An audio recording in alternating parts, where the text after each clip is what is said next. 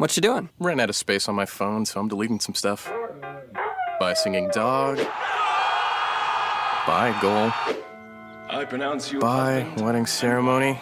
Stop. At Metro PCS, you get 2 free phones with twice as much memory. Really? Don't say bye to your memories. Switch to Metro PCS and get 2 free LG K20 Plus phones with 32 gigs when you switch 2 lines. Metro PCS. Wireless. Figured out. Coverage not available in some areas. Sales tax not included in phone price. Excludes numbers on the T-Mobile network. See store for details and terms and conditions.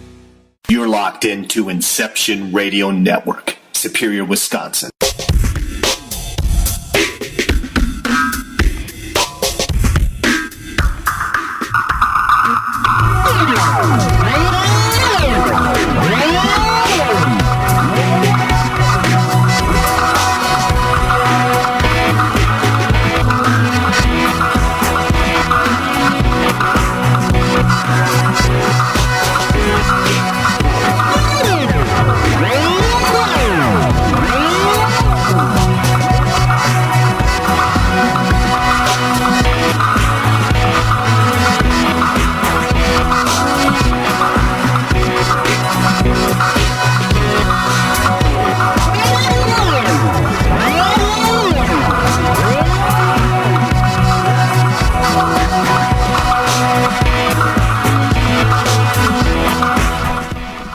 Hello everyone, welcome to Paraversal Universe on the Inception Radio Network. Brought to you by the Northern Wisconsin Paranormal Society Limited and the Northwoods Paranormal Resource Center here in Rylander, Wisconsin. We're your hosts, Kevin and Jennifer Malek. Hello everyone. And hello to everybody in the IRN chat room. We look forward to your questions and comments as always. IRNchat.com is the link to the chat room, so come join us there. Tonight's category, or I should say tonight we'll be covering several categories of the unknown and unexplained. We're talking to paranormal investigator and Paralogian Paul Sinclair, author of Truth Proof, right after we do tonight's shout-outs. Shout-outs go to those who share our banners on social media for this past week. We appreciate that greatly. That helps spread the word. And who do we have for this week? All right, so some quick shout-outs.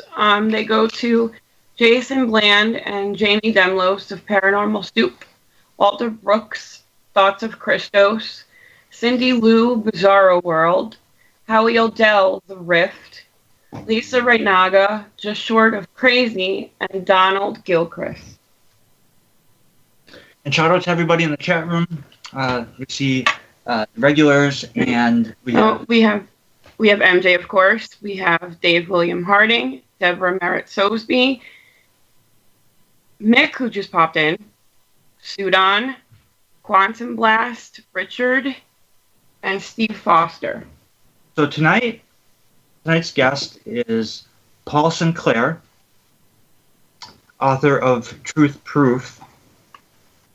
Published in 2016, Paul's first book, entitled Truth Proof, is a collection of first-hand accounts and recollections of local UFO activity, missing people, alien big cats, missing aircraft, and other anomalous phenomena. Paul is the most thorough investigator, who is not content with hearsay or rumors. He studies and researches his subjects to the minutest detail, looking for documented evidence that backs up everything in Truth Proof. If the evidence is not available, he looks further and deeper until it's found. For Truth Proof, Paul has interviewed witnesses for events far stranger than anything reported worldwide. Some are recent, some historical, but they're always fascinating. Paul is well known locally for his work and has made many friends who rely on his credibility and confidentiality. Truth Proof is his first published work, which showcases his efforts to colligate the strange truths that surround him every day. From the intelligent life forms that are seen by many, both on land and at sea, to the mysterious disappearances of ordinary men around cliff tops, his fascination with the mysterious activities surrounding nearby Air Force bases is included in Truth Proof, together with reports of tragedies out to sea which leave the reader wanting to know more. Truth Proof also contains reports of strange creatures seen locally, in Britain, including small humanoid beings stalking farmland, giant cats, and even werewolves. Paul Sinclair not only presents this amazing collection of accounts in a logical yet down-to-earth way, he provides his own theories and attempts to understand them. So, Paul, are you with us this evening? I am, and thank you very much for asking me to talk this early morning here in the UK. Yes, thank you so much for coming on so early. And good morning to where you are across the pond. Good morning, you're welcome. And I can start with whatever you want to talk about here, Kevin. Well, the first thing we usually ask guests that come on the show for the first time is how you got into the paranormal, how you got into this anomalous research that you do. Okay, right. Well, for me personally, I don't particularly think I got into it. I think it's just been there all my life, and I can't think of a time when I've not really had any kind of interaction or experience of this subject. Call it paranormal. I mean, it just seems like I've been immersed in it since I was a small child. I really can't think of another way to explain it. It's not like I saw a UFO. I did see had an incredible sighting in 2002, but it's not like that was the catalyst that started all this. It's been there since a child, simply because of the things that I've seen and experienced. I mean, one thing that's on my mind at the moment, I mean, it's not groundbreaking or earth-shattering, is I've got, here in the UK where I live, we've got 4 children. Well, children, the girls, they're grown up now. They've left home, but they're not all as avidly enthusiastic about this subject as what I am, and neither is my wife. But they support me. And one of our daughters came yesterday, 33 years old. She's sat in the kitchen and she says to me, "Dad, I knew I'd got something to tell you." And I sat listening, and this is yesterday. And she said that she took her 2 children to a place just out of Scarborough here in the UK called Raincliffe Woods. This is a true story. I don't even know what it means, but some of your listeners might. Sunny day, they went to doing some outdoor pursuits with another group of people. And they just broke off, Sarah, Oscar and Sophia, and went into a different part of the wood. She said she was confronted by something that were about 5 foot of mist, like a cloud, just on path on a sunny day. She said it was the strangest thing. I'm not going to say the strangest thing she's ever seen, but she said it was a cloud. She said, and I got my phone, there's a dog pulling on his lead, and I got my phone to take a photograph and it just disappeared. Now, I'm not saying that's because of me, but I think you've got to be switched on to these things. I don't believe that seeing is believing. I think that believing is seeing, and the more you want to tune into this kind of thing, be it UFOs, spirit, whatever, because I think ultimately it's all linked, the more you will see, because it just seems to have been a lifetime of strange occurrences for me, and I believe me, I do not create a strange occurrence to make a good story. That's just not what I've ever done. But these things have been surrounding me since childhood. You know, you're very much like us in that we believe when you step back and you look at the bigger picture, all these different categories of the unknown and unexplained, they're all intertwined and interconnected. And yeah, you're absolutely right on that. Right. I think when it comes to the paranormal, I think things have more tendency to find us as much as we go looking for them. I totally agree. That's very true. You know, I mean, I've heard similar stories with. I've looked into what's called the accounts. Well, I've called them the accounts of the Flixton werewolf. Yeah, please, listeners, I don't want people to believe that I think there's something that transforms from man to beast and is running around woodland with cut-off pants and a ripped shirt. You know, because that's the images it conjures up. And when I first started writing Truth Proof, this story had been around. Well, it's been around over 1,000 years. It's probably the oldest documented werewolf account in England. I can't say the world because I'd be lying. I don't know, but it goes back to 937. And when I first started looking into these stories, because it was as part of looking into the big cats and the alien big cats to the UK. When I say alien, I mean they're not native to the UK. Invasive species. Sorry? More like an invasive species. Yeah, because obviously we don't have big cats here in the UK, but occasionally, for some reason, you'll get a cluster of reports in a concentrated area, probably for 1 to 2 weeks, and then it just drops off the map, and you won't hear about these cats again for years. Now, if they've moved area, I know I've jumped from the werewolf temporarily, but if they've moved area, then they're going to show up in another location. But they're not doing, and you're not seeing carcasses of animals in fields. Easy prey such as sheep and other farm animals. They're not taking these animals. So I'm kind of thinking that, like I've written all the way through Truth Proof, that location is key.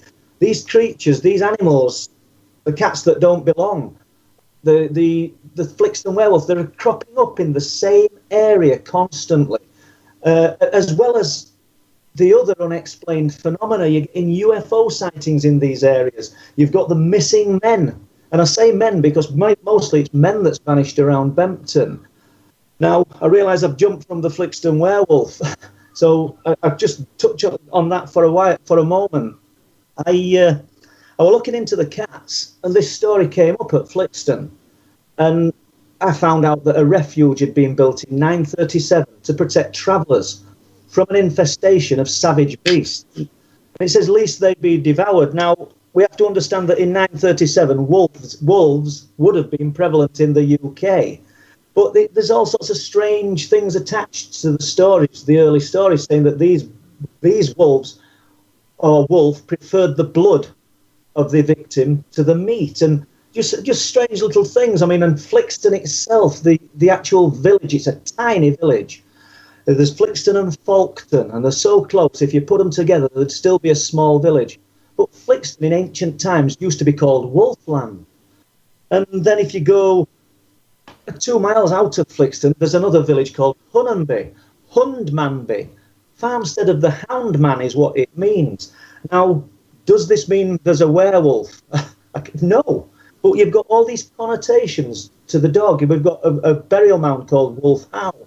And I've got people reporting this in present time. I think the last report I had of it was in 2015 when a farmer at Folketon, we're talking about a mile out of Flixton, claims that there's lush grassland around his farm. It's called the Cars. Any listeners want to type in Flixton Star Car, you would find that it's the oldest archaeological site probably in the world, but definitely in the UK.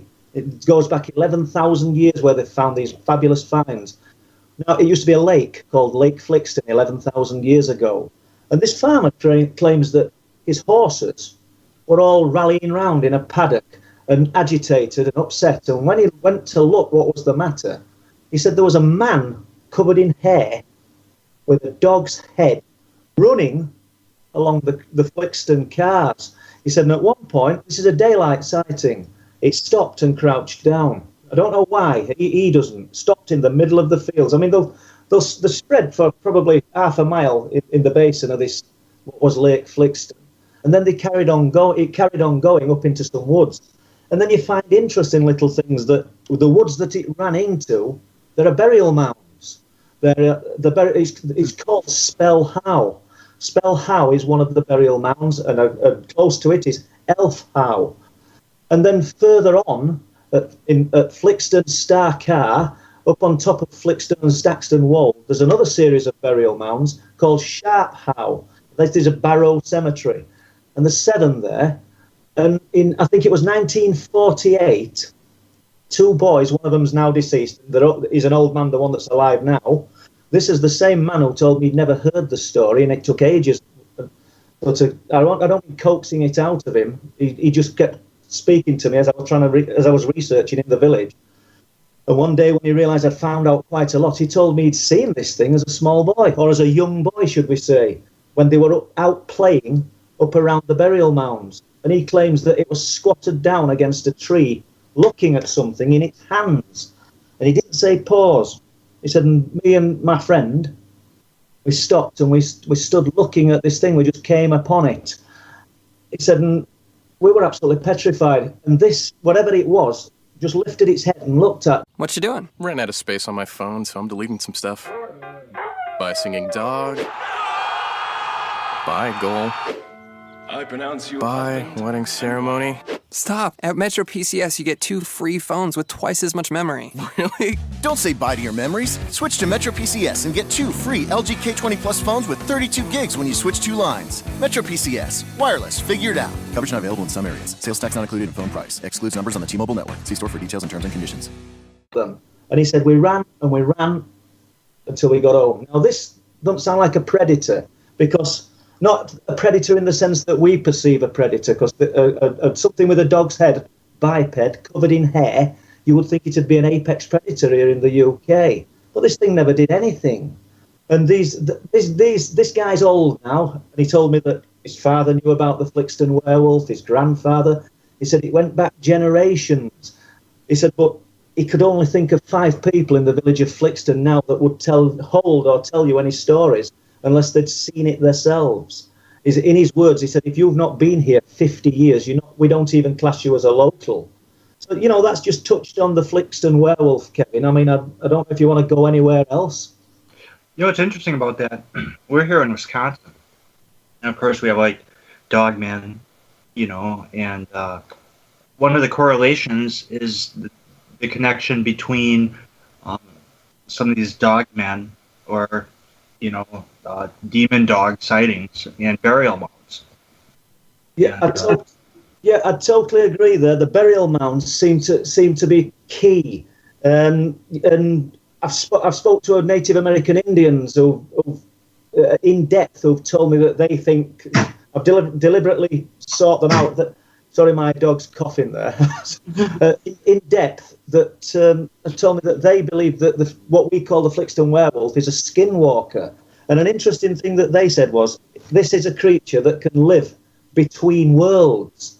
And they believe that it has the ability to actually come into our sphere of existence and function and go through whatever kind of things it wants to do, and then go back into its own realm of existence. And I'm wondering if these pockets, these sort of unique areas around the world, for instance, Bempton seems good for, not good, good is the wrong word, seems to produce these accounts of the missing men and the strange aircraft that vanish, and I think the location is key.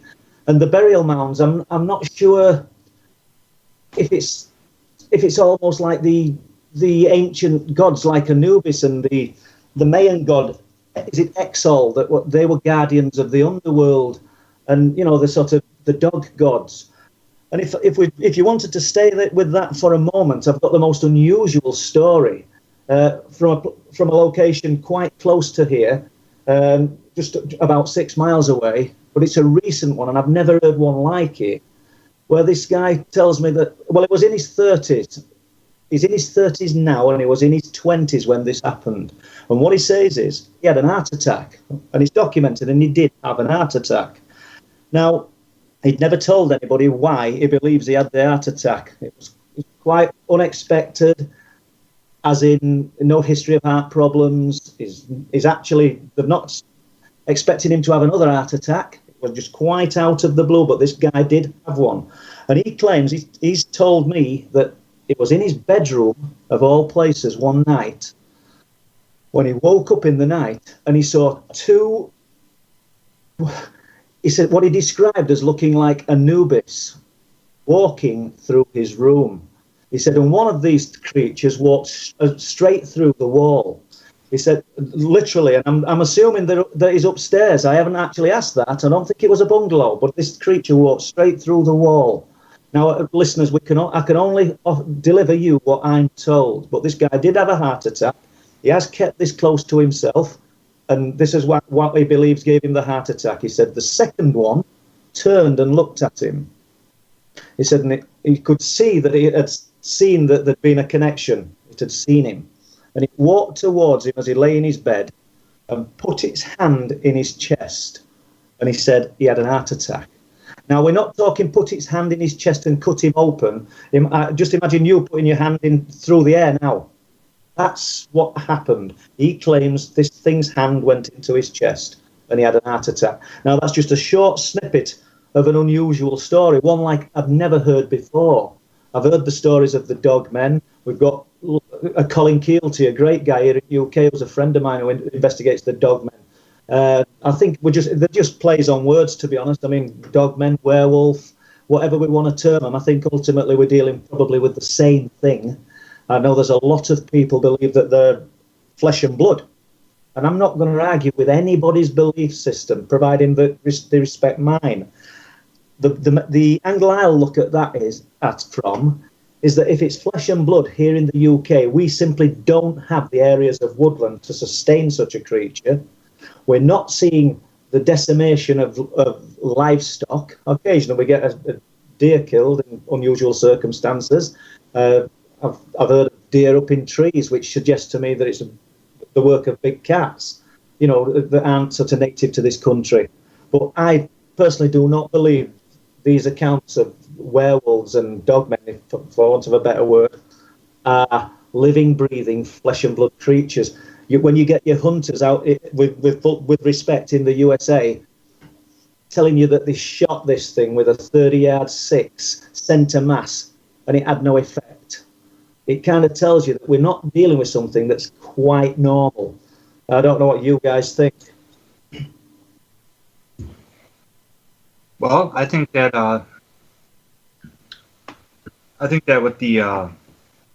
with a lot of these reports that there is some of these cryptids may have powers or abilities that humans simply don't possess.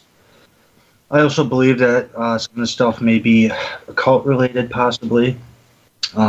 There's many possibilities. Yeah, the cult connection's interesting, Kevin. I mean, what came first? Was it, if you think about it, was it the satanic cults and the sort of, we'll call it devil worship, whatever words you want to use for it, or were they attracted to the highly charged energies within that area? Because I know at Bempton we have an RAF complex, RAF Bempton, which closed. It said it closed in 1968, but it didn't. It closed in 1972. And it came to Bempton and Flamborough in 1940, and it was used in that time as an experimental radar station for quite a long time. But after it closed, because most of this is underground, it's Type 1 rotor with 10-foot thick walls and 12-foot thick ceilings, all designed to take the impact of a near-miss nuclear blast or 1,000-pound free-fall bombs.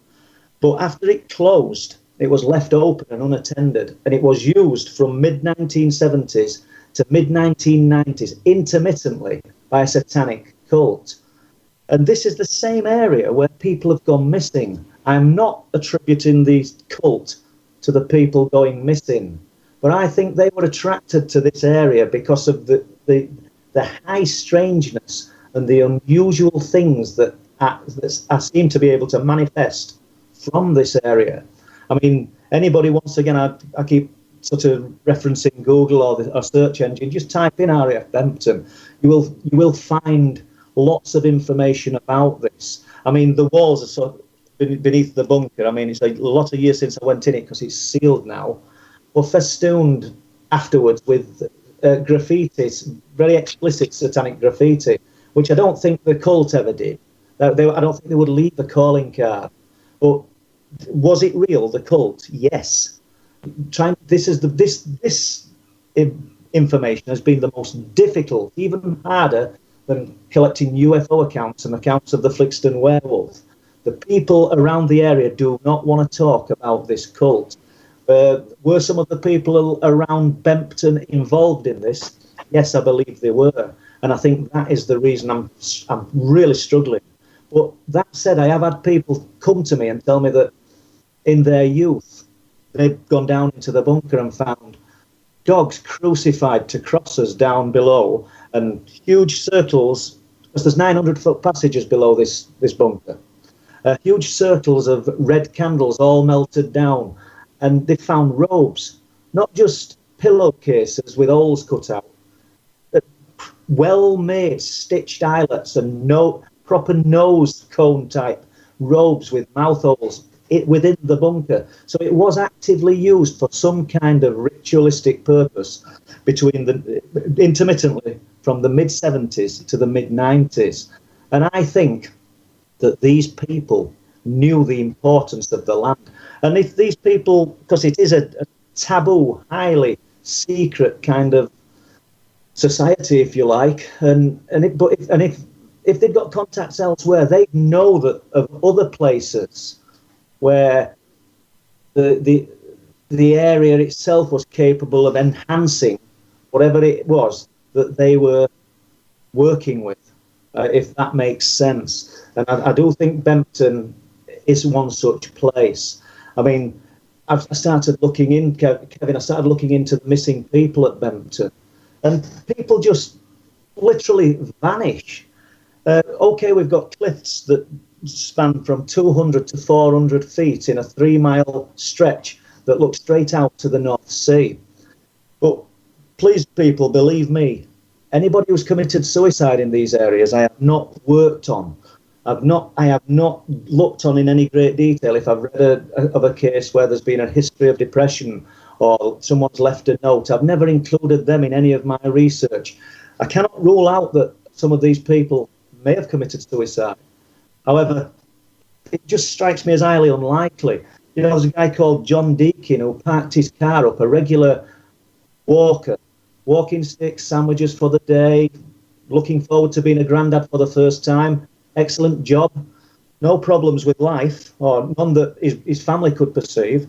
And he parked up in November 2004, left it, for some reason his sandwiches and stick were left in the car. He paid a full day's ticket parking. He's never been seen since. You know, and then there's a young guy, 2010, 18 years old, decided he was going to go to Bempton.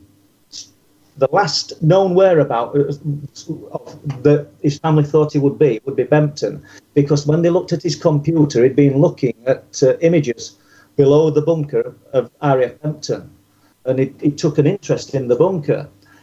Never been seen since. It's 2010, you know, March the 2nd, 2010, he parked his car up, paid for a full day's parking, and decided to go along the cliff tops to the Bempton bunker. And that's the last anyone's ever seen of this poor young man. You know, I mean, 6 months, 7 days later, 59-year-old man, regular walker, his car was found at the same place, the RSPB Nature Reserve, which is probably a quarter of a mile from the bunker. There's nothing there, people, apart from a brick building where visitors can go and sort of grab a coffee, and then they go to the cliff edge and look at the gannets and the razorbills, you know, all the seabirds. But after 4 o'clock, it's absolutely desolate. And this guy, David Binns, on September the 9th, 2010, just parked his car up, did the same thing, paid for a day's parking, never been seen again. And it goes on. And, you know, we've got sort of 2014. Another chap, I mean, I'm jumping between people here. There are more, but if I read all these out, don't mean all night, but hours.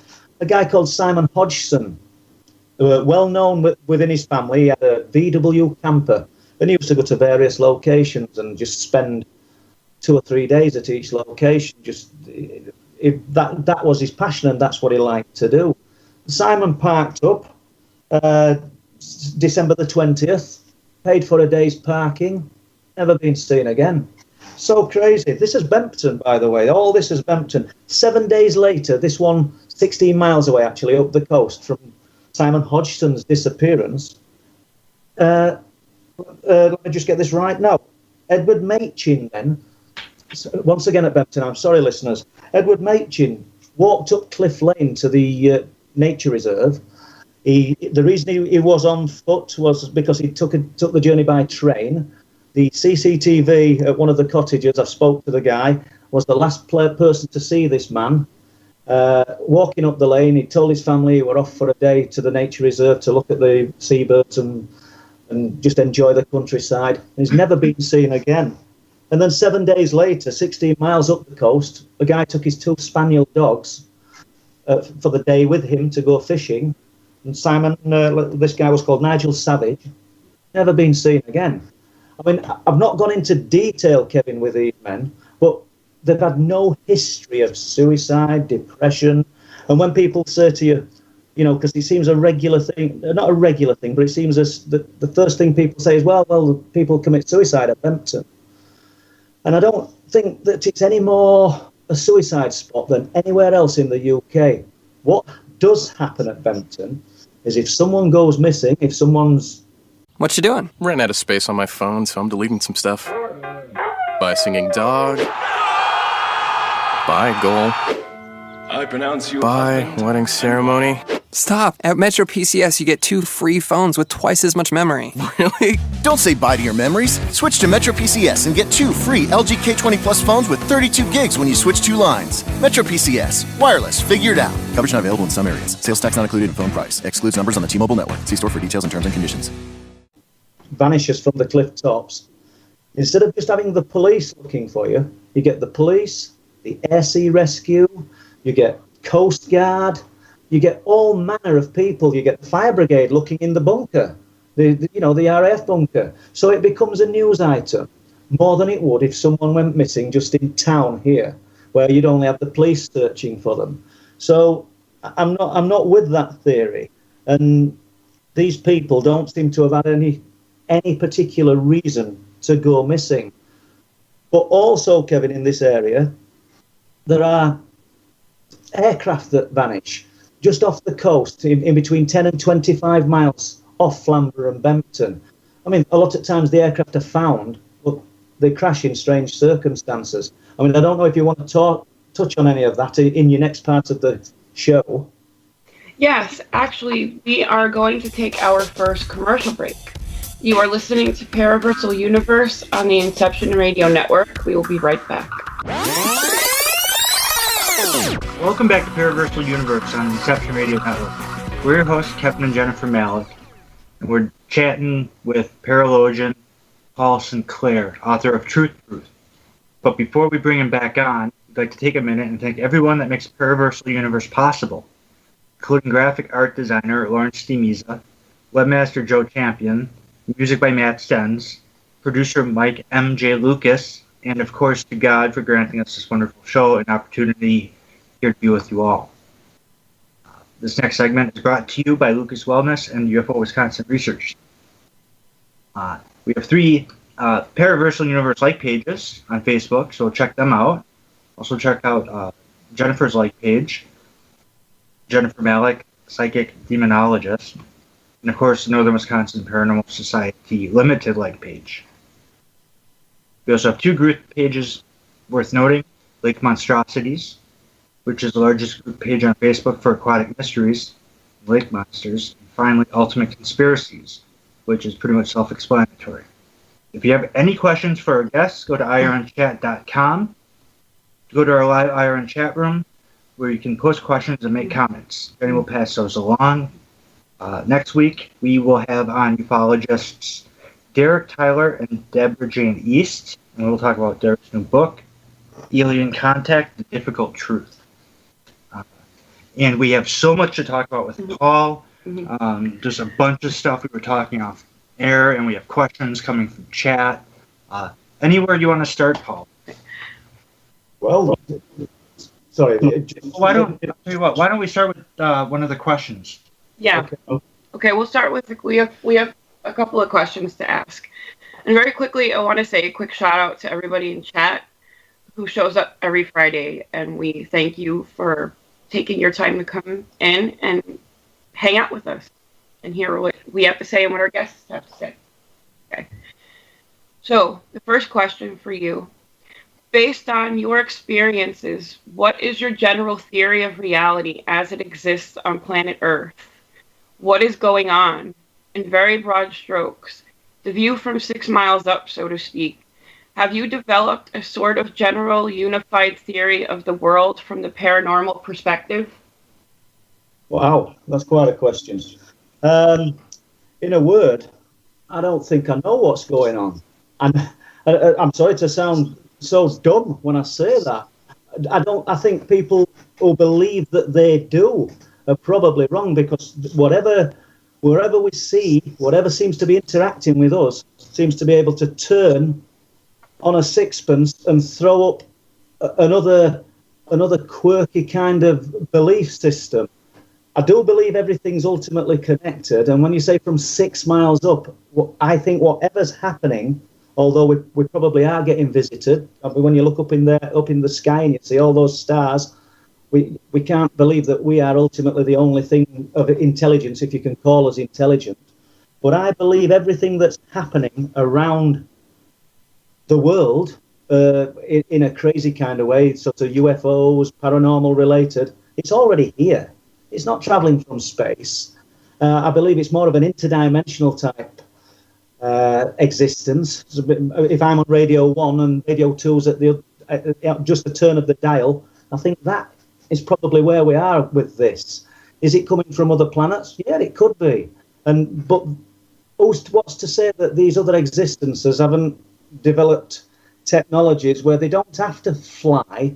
They can. It's just a turn of a dial, and they're there. I haven't really got an answer for this, because I don't think any of us are. I mean, there may be some people that perceive it. I mean, I've spoken to people here in the UK that talk about different types of aliens, and they talk about different planets. And I'm not in a position to say you're right or you're wrong. I simply don't know. All I know is my truth and the things that have interacted with me. But I don't even know whether I've gone even a fraction into answering that great question. I'm sorry if I haven't. Oh, I think that's a good answer. It is. I mean, because that's spot on. I mean, that's why we're in this field. We're searching for answers, and the more you learn, the more questions you have. So it's a never-ending cycle of not knowing what's up. Yeah, that's good. And speaking of questions, we have more. So your next question, could it be that these are intergalactic and/or interdimensional beings that are coming into our physical realm? And could it be these travelers have anything to do with the disturbing attacks we have seen all over our world? Could it be that these are interdimensional beings? Another good question. Yeah, I think they are, yeah. That is exactly what I think they are. And the attacks all over the world, I mean, I take it that you're touching on the terrorist type attacks. I couldn't possibly say. I mean, it's possible that these dark influences, because nothing seems to be good. If I just concentrated on Bempton, I won't go there, I'll stay with the question. There don't seem to be much good coming out of this area. The things that seem to be happening, the stories I'm told, are not good. So if these, we'll call them interdimensional beings, are infiltrating our sphere of existence, and we're not seeing good things just in this small locality, and the possibility that they're influencing other things around the world, I suppose there's a possibility.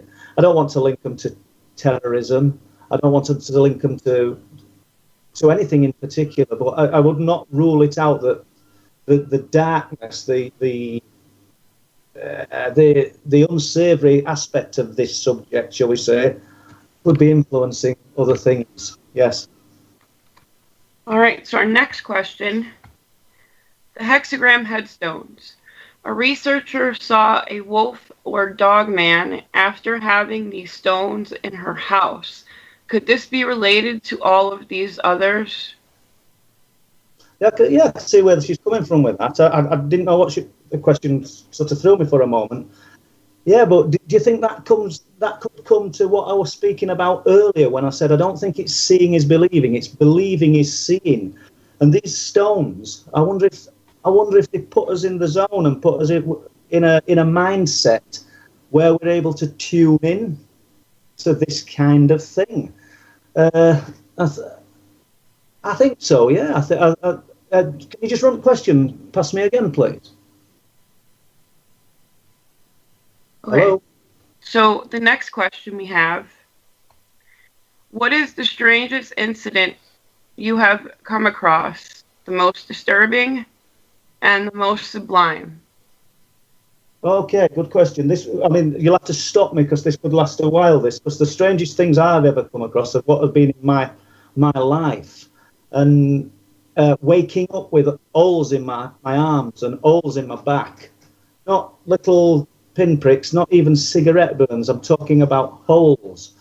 Going to bed and looking at the landing. Well, laid on a mattress when I first started restoring this house 25 years ago, and laid on a mattress at the top of the house with my eldest daughter at the other side of me, because we used to come up and work on this house until we'd got it habitable to live in it. Just a great big old Victorian house. And looking at the spindles on the mahogany staircase and telling myself I'd painted them white, not being asleep. And then looking at my daughter and she is asleep, so I know I'm wide awake. Watching the spindles go so white they look like fluorescent tubes, and then watching the fluorescent tubes just go bang into a blast of white light, and then waking up with holes in your arms. That's kind of some of the most bizarre things that have happened to me. I've just told you that quirky little story about the guy with the Anubis and what he claims. These are incredible stories, but I've seen and experienced some strange things. Looking into the missing men, a guy stopped me and my wife on the street and was telling me that I was bringing down the light. I mean, literally, he was waiting for us. He'd got his shirt off on a cold day, freezing cold day, and it's a long story, and I don't know whether we need to go there because you have other questions, but this guy's shouting, I'm bringing down the light. And I didn't know what he was on about. I thought he was talking about the sunlight. I thought, well, it's a cold day, but it's quite sunny, and I went, enjoy the sun.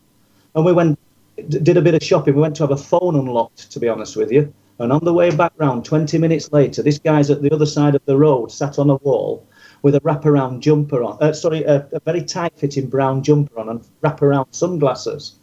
And his skin texture, if I'd have had time to go through this story, he looked like an action man. There was no vascularity to his body. There was no veins to be seen, yet there was defined pectorals and abdominals. And his skin looked like spam. It was like plasticine. It was so strange.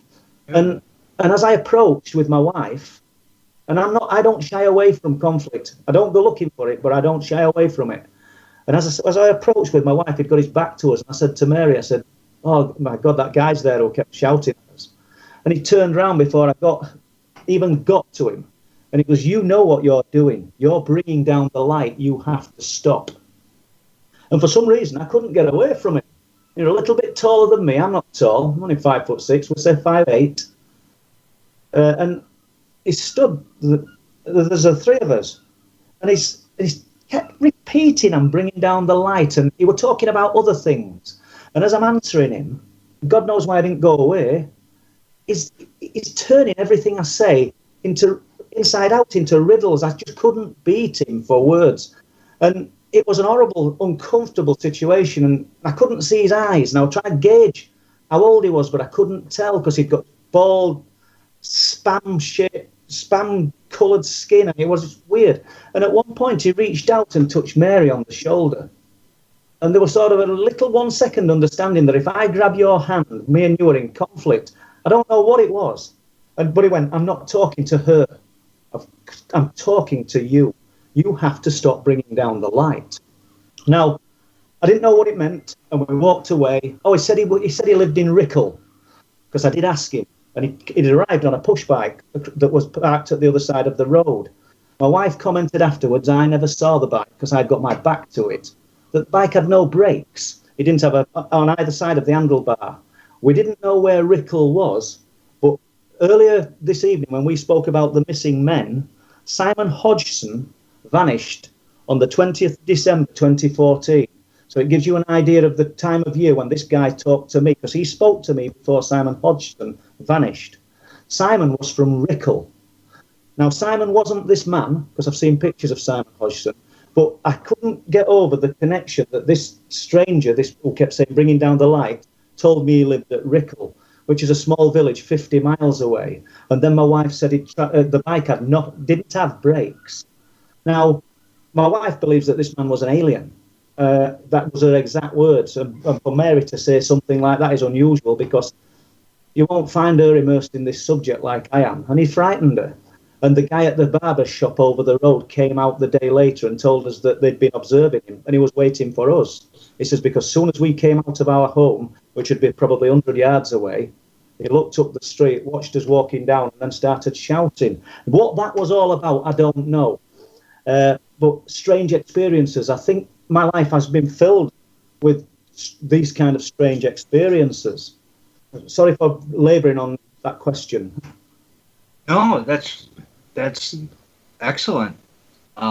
We caught up with questions pretty much, except for one. There's been a few questions and comments regarding has he talked with David Pilates, missing author 411 or missing 411 author David Pilates? What did you say? Have I talked with him? Yes. That was the question they wondered. They were wondering because of the correlation between the missing people you look into and the fact that David Pilates also looks into missing person cases. Yeah, they were wondering if you guys had ever talked, because they think that you guys should compare notes. Well, on Facebook, I did join the Missing 411 page, and I placed I've got it in front of me, funnily enough. I placed a scan of a newspaper copy from 1992. Well, actually, January the 7th, 1993, that talks of a man called Raymond Johnson, who went missing in strange circumstances off Bempton Lane here in Bridlington. I just thought it would be interesting for people. And I placed it on the page, said 10 in the evening, and left it. And I never thought no more about it. And when I come to bed, the PC was still on. I'll get to the story if you want in a second. And what happened was I'd got a message from David.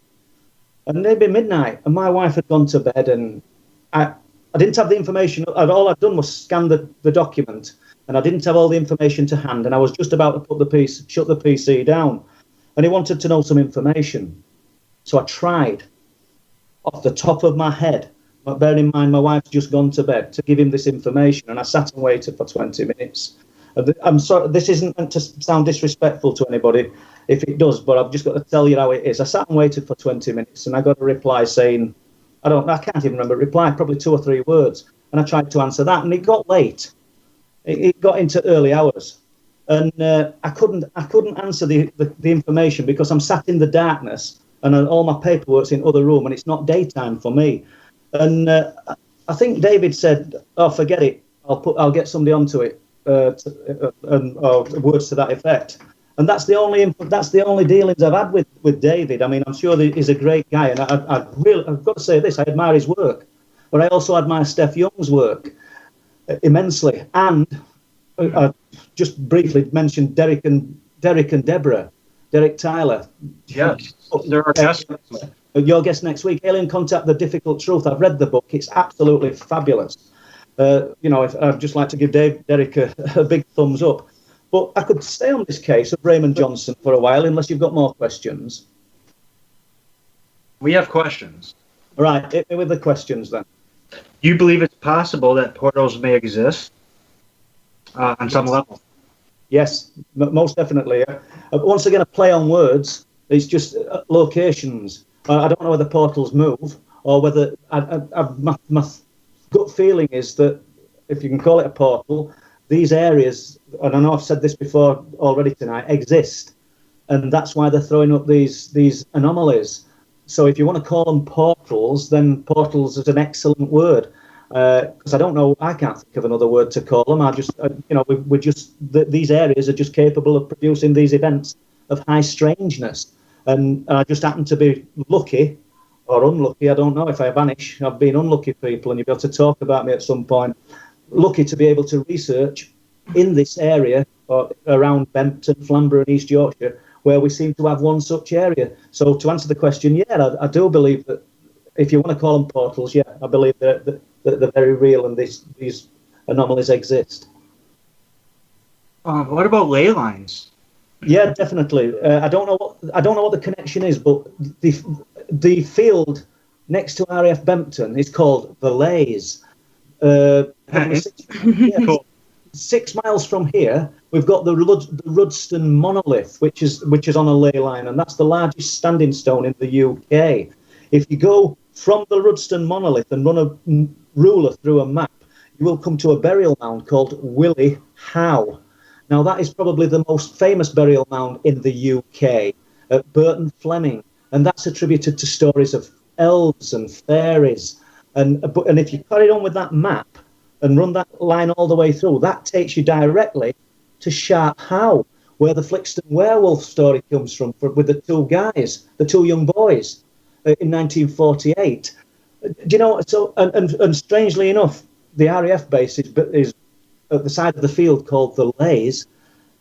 RAF Staxton Wold, where the Flixton werewolf stories come from, that's the oldest operational RAF base in the world, and it's still operating, and that's at Staxton Wold, where, you know, I'm not saying that there's a connection and the bases are built around these areas of high strangeness.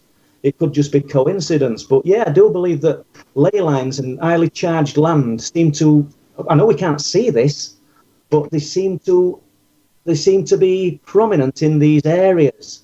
So yeah, I absolutely brilliant. I believe that. I don't know why, and I don't know how. Do you study crop circles? No, but I have seen one that I believe was 100% genuine, because one of our daughters used to be engaged to a guy.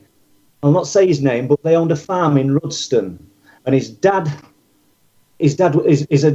this guy's father was and still is probably a very prominent man, as in he talks for the United Nations on GM crops and things. And because of my interest, I got to see a crop circle that no one else got to see, providing I didn't share it with people and didn't get people all over the land making the farmland a thoroughfare.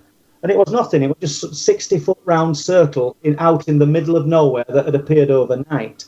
So I believe that there is some reality to the crop circle phenomenon. If you've got 2 minutes, I'd love to tell you this story about Wilsthorpe and a crop circle, because I believe it's interesting. I'm researching at most moments a case called the Wilsthorpe UFO incident, and it goes back to 2009. And during the research, I've spoken to this farmer who lives at a farm in Wilsthorpe, and it's a very small area, Wilsthorpe. And I don't want to say name at farm in case anybody contacts him, because it's took me ages to get speaking. And we touched on crop circles, and he pointed over to his field, and he said that a crop circle appeared there. And this one's quite interesting. He said he was in an old combine with no air conditioning, and it was a sweltering hot day. And he said in the cab, he had a liver-coloured spaniel curled up in the cab. He said, and he rarely moved. He said, but, you know, if he saw a rabbit or hare and he wanted it flushing out, he'd let the dog go. He said, but this crop circle had appeared. And I said, did you tell anyone? He says, did I bloody hell? He said, I'm not telling nobody. He says, I don't want people on my land. Now, this is the old combine, he says, but something strange happened. I said, okay, go on. He said, when the head of the combine hit the crop circle, the spaniel dog sat up upright and started howling all the way through the crop circle. He said, and it was clap cold. It was cold inside the circle. And this cab of the combine was absolutely boiling before that point. He said it took him 3 sweeps of the field to cover the crop circle. He says that each and every time the head of the combine hit the crop circle, the dog sat up and howled. Now, that animal, you're not telling me that animal did not perceive something highly unusual within that crop circle. And I'm not sure, have people taken animals into crop circles to gauge any awareness before? They must have done. I would think so. I don't specifically remember anything that comes to mind, but it certainly wouldn't be unheard of if you think about it. I mean, animals sense more than we do, sense way more than we do. Oh, absolutely. Yeah, I just thought that were an interesting story. I mean, I don't know where the listener wanted me to go with the question on crop circles, but I do believe that some of them are real. I don't know what's creating them, but it's something outside of our visual perception, probably. It's something outside of our intelligence, or something that works and operates on a level that we don't understand. because whatever it is highly elusive. Yeah, what convinced me was the physical evidence of how the stalks, some of them popcorn, they bend in certain spots. Yeah, well, it's so interesting, and I don't know if any listeners or yourselves even will remember the old astronomer here in the UK called Patrick Moore. He was very much against the belief in UFOs and things visiting from other planets. I mean, just an old crusty astronomer. He knew his job. He's passed away now. But he unwittingly wrote about crop circles in 1963. Unknowingly, he wrote a fabulous paper.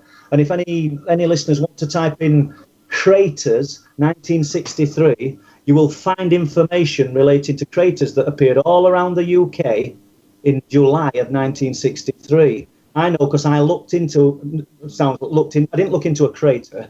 I looked into the research because a crater appeared at Flamborough and one at Bempton in 1963.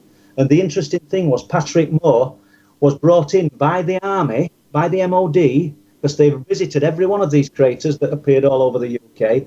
Patrick Moore was invited to dispel the myth of little green men, as it said at the time. But inadvertently, he wrote about circular depressions that were appearing in crops when the craters were appearing, and the strange way that the crop had bent. And Patrick Moore wrote about all this. I don't really think he realised what he was writing. I mean, back in 1963, I suppose we did have crop circles, but as I say, Patrick Moore were writing about them. And these craters genuinely did appear all over the UK, and we didn't have the media coverage what we've got today. So it weren't some random group of people travelling 150 to 200 miles up the country to create a crater, and then coming back to Bempton and creating one. The one appeared on the farm called the Hood Farm on July 17, 1963, and Colin Hood went to cut hay for his father, and he's an old man now. And when he came back during the day, this crater had appeared. The Army's explanation for it was that lightning had hit a gas pocket on the cliff top and caused the crater, which was a load of rubbish, and quite honestly. And Colin thought that. And someone contacted me years later, a guy, I'm not going to say his name, but an old guy who used to work for a company called Clifford Watson. He worked for them for 28 years. And he told me that another one appeared at Bempton, but he never spoke about it in 1963 because of the ridicule factor that Colin Hood received for getting in the papers about the Hood crater. So have you got another question? Well, we got 2 minutes left before the show is finished. Okay. So, I know they used to call it the mowing devil way back in the day. The old folklore, some of the crop circles. Do you have any links that you like to share? Well, if anybody expresses any interest, I used to have a website called ILF UFO, Intelligent Light Forms, and I closed it in 2013, but a lot of it's still archived on the internet. References to things that I'm researching for 2009, luckily, working in with that. And I've also started a small website at truthproof.webs.com. So if anybody wants to look on that. And we have a Facebook page, Truth Proof Facebook page. And anybody that, after listening to me, wants to find me on Facebook, it's Paul Sinclair. I'm sure I'll be able to be found with a list of friends that of your own and people. Basically, I think we've covered it. And the book's available on Amazon. For some reason, at the moment, it's not available in America. It was. I don't know why. We've tried to get it back up and selling. I know that Deborah Jane East has tried for me, but we can't. We just seem to be going around in circles. However, I've set up a PayPal account on the Truth Proof website. So if anybody did want the book, I assure you it'll be sent out straight away, and it's also available on Kindle. And any questions that you want to direct at me off air, on the website, on Facebook, I'm more than happy to try and answer. Thank you so much for coming on. You're welcome. Thank you. To the believer, the evidence is overwhelming. And to the skeptic, there will never be enough. Thank you, everyone. God bless you. Have a wonderful weekend, and we'll see you next week. Good night, everyone. What makes new Simply Summer's Eve Feminine Wash different? It's simple. Seriously, that's the answer. It's made with simple ingredients. Ingredients that help stop odor and help you maintain a naturally healthy pH, gently and effectively. Here's what Simply Summer's Eve ingredients do not include: harsh chemicals, dyes, alcohol, or parabens. And it comes in light, refreshing scents like mandarin blossom and coconut water. New Simply Summer's Eve Gentle Foaming Wash and Cleansing Cloths, gentle by nature. Click the tile to learn more.